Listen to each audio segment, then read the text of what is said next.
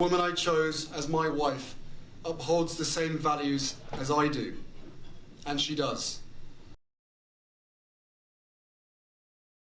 Hello beautiful people. Before we start this video, which is going to be a little bit long, but it's going to be very entertaining, please like, share, and subscribe. Subscribing is free. Thank you for all of the new people who've joined the channel, and thanks for the ones who always watch. I am grateful for the super thanks and the donations to the PayPal account for the school. It's very much appreciated. So now I want to get into this video, and let's listen to what this lovely lady's saying, because it is true and it takes a lot of courage. Brittany Griner is light-skinned. Meghan Markle is a white-skinned biracial woman. Because they made it such an issue when I went to the UK, but before that, most people didn't treat me like a black woman. The other disgust that woman showed in the car, I mean, her hand even went over her face at the horror that she was now being thought of as a black woman. What this lovely lady said is true. If you look at Meghan Markle's expression, she has a disgusted expression at the fact that she could be considered a black woman, that she would be confused for a black woman, because in her mind, that is the worst possible offense you can do to her. If anybody, look at the disgust and even the shock in her face. How can they call me black? Yet, she's been using the black people because it elevates her, and that's the only thing she has to throw against the royal family. If you like black people, this is not how you would have stated this. You can try to use Meghan Markle to raise bait and cause all kinds of drama and confusions. But let's be very clear about it. Meghan Markle is not hurting white biracial folks. She's hurting black folks like me. She's closing doors for us. Yes, and the only people who are being hurt by Meghan Markle's false allegations are the black people who naively support the lies this woman tells when she clearly feels disgusted at the thought of even being considered black. Now, about the Netflix, I know I did my rant about the Commonwealth. I was on TikTok and this lady pointed me to another lovely lady who did a TikTok video that said that, well, Harry and Meghan said in their statement that when they left that they never wanted privacy, that they were going to continue doing their duty to the Commonwealth and the Queen and teach their children the British traditions. Okay.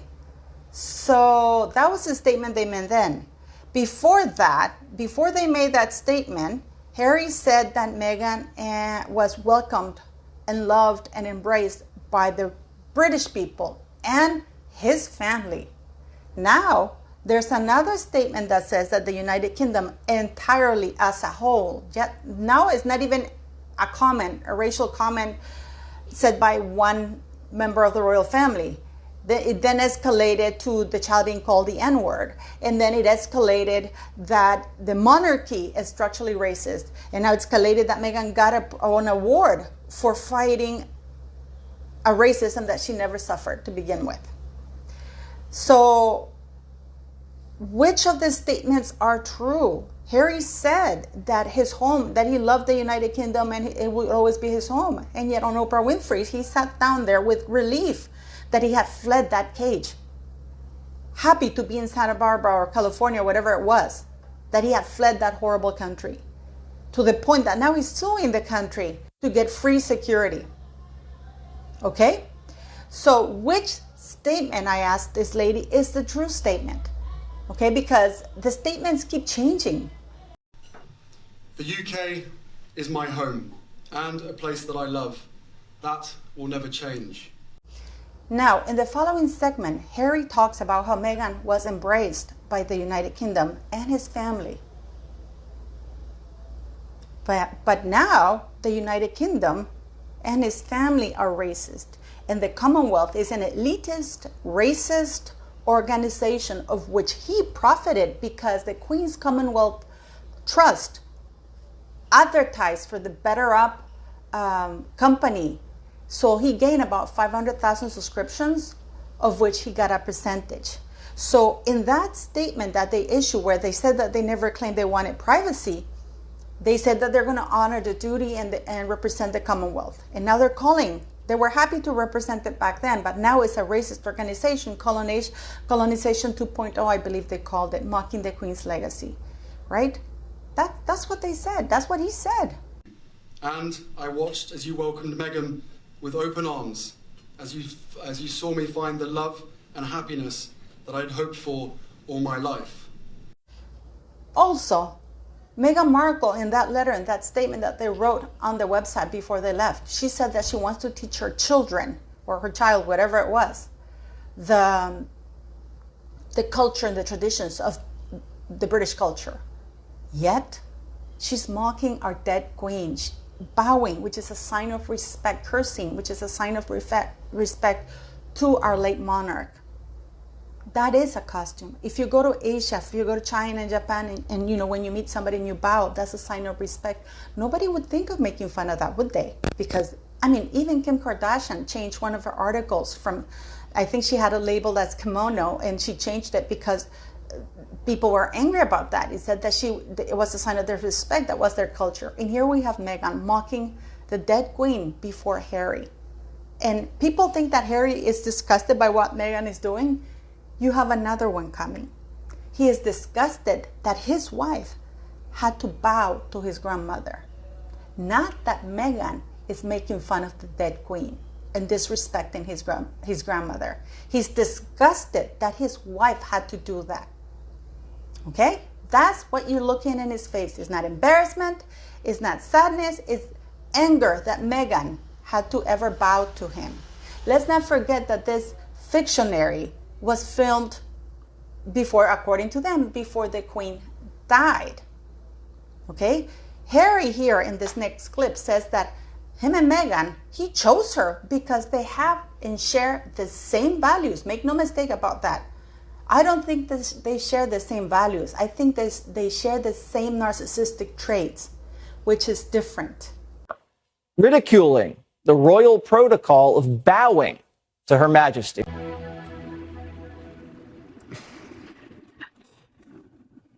Pleasure to meet you, Your Majesty.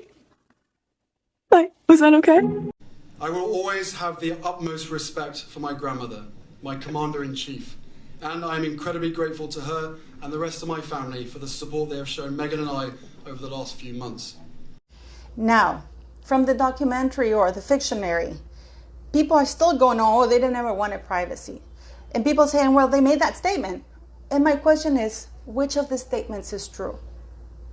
The one where Harry stated that he met Meghan through a friend in their interview. How did you first meet? Yes, we first met. We were introduced actually by a mutual friend. Or the one where Netflix, they said that they met in Instagram. Which statement is true? Meghan stated in Oprah that she got married 3 days prior. I mean, do I need to say it? Do I need to say it? Meghan stated that she doesn't share her child with the UK people or the press or anybody because they called him the N-word, which of course is a lie. She hasn't been able to produce any of that. Harry said that the press was so intrusive and terrible because they were racist. Calling Meghan Markle out for her lies is not racism. Okay?